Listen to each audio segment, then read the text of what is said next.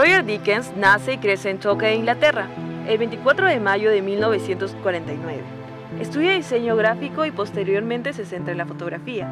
Realiza un documental fotográfico sobre su ciudad, lo cual le permitió ingresar a la National Film and Television School.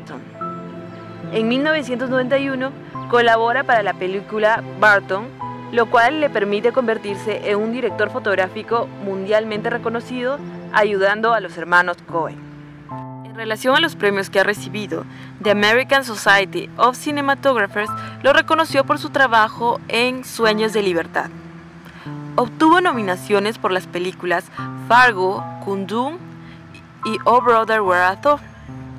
En el 2001, con la película The Man Who Wasn't There, gana en the British Academy of Films and Television Arts. I think the hardest thing about shooting, like any film, is getting the consistency all the way through, and then it's just the decision of how you want the scene to look. Once you've made the decision of how you want something to look, then it's just a matter of mechanics, how you create that look. I tend to like black and white more than color. Yeah, I think it's more to the point somehow. Black and white is about light and it's about composition. It's not about colors. I mean, colors just become a sort of spurious issue. You know, so it's much more direct as a form of communication. Really, I think. Films like In a Lonely Place, I always find, is quite an influence. And I go back and look at these films. Touch of Evil, obviously, it's one of the best pieces of black and white lighting you'll ever see. You know, Raoul Couture was always an influence. Alphaville in particular was quite an influence, I feel. But one of my favourite black and white films is The Spy Who Came In From the Cold. I mean, I think that's absolutely stunning, black and white. The shot, for instance, is Billy Bob's leaning against the doorway, and when Francis is in the bath, you know, I just find that graphically really works and says so much about the character and what he's feeling and his isolation and distance from his wife who's sitting there reading the magazine. I mean, the shot worked.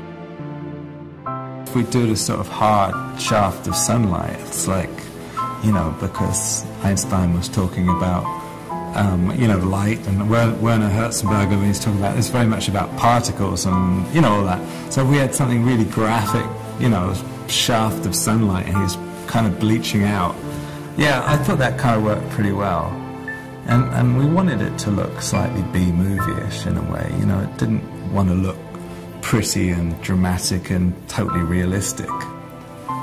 It's just getting the balance. It's not like it was difficult to shoot, but it's just getting that balance between the light on her face and the hot backlight hitting the veil of her hat. And I thought that particularly worked well, because it was only the backlight source that we armed out over the, you know, like hidden behind the roof to the camera, and then this little fill light in her face. And I didn't put anything else in apart from the backgrounds, and that was kind of pleasing, because, you know, it's too easy to go too far and make something too complicated, and, you know, I could have put another sort of kicker on it or a side light, and it would have just ruined it, and I just like the simplicity of it.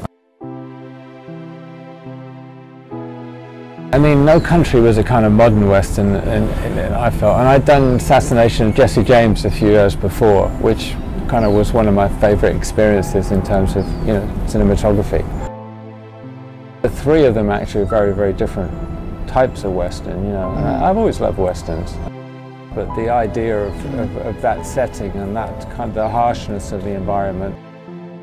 The hardest thing, I mean, I hate, you know, night exteriors where you're not really saying there's a deliberate moonlight. It's just, it's a very hard thing, you know, and then, especially in a film where, I mean, I wanted it to feel kind of harsh and gritty and real. And then, you know, you actually have to create this artificial light to make it possible for the audience to see, you know, I mean. So it's a delicate balance, really.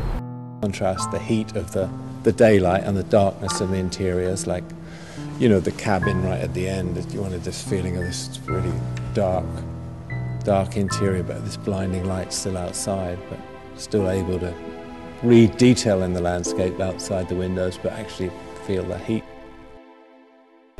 The night town exteriors to be quite colourful and garish, you know, so I played the idea of the sodium streetlights being very orange and ugly, you know, and the border posts to be very kind of colourful, you know, in a garish way, using a lot of different coloured practicals and, you know, stuff like that, different coloured tubes.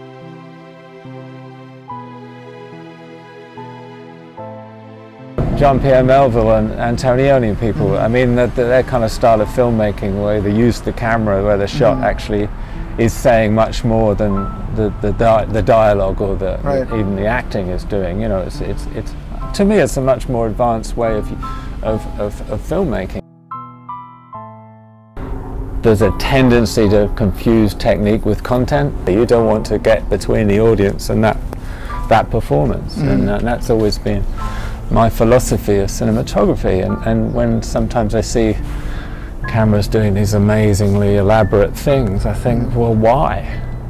You know, and I go back to Antonioni or Jean-Pierre Melville, when the camera moves, there's a really deliberate point to what it's trying to say to the audience by making that move or creating that composition. And I think we tend to forget how powerful imagery can be in that way, you know, how it can be used to bring more to the table than, you know, there's some of the parts, you know. The storytelling's at the core, I think. An audience, you know, the average individual, you know, wants to understand about other people, about the rest of the world, and they do that through stories, you know, one way or the other. It might be a news story, or it could be a feature film or a novel. It's still stories. Everything in our life is stories. Hasta hoy en día ha recibido 11 nominaciones al Oscar. Entre sus últimas películas se encuentran Prisoners en el 2013 y Sicario en el 2015.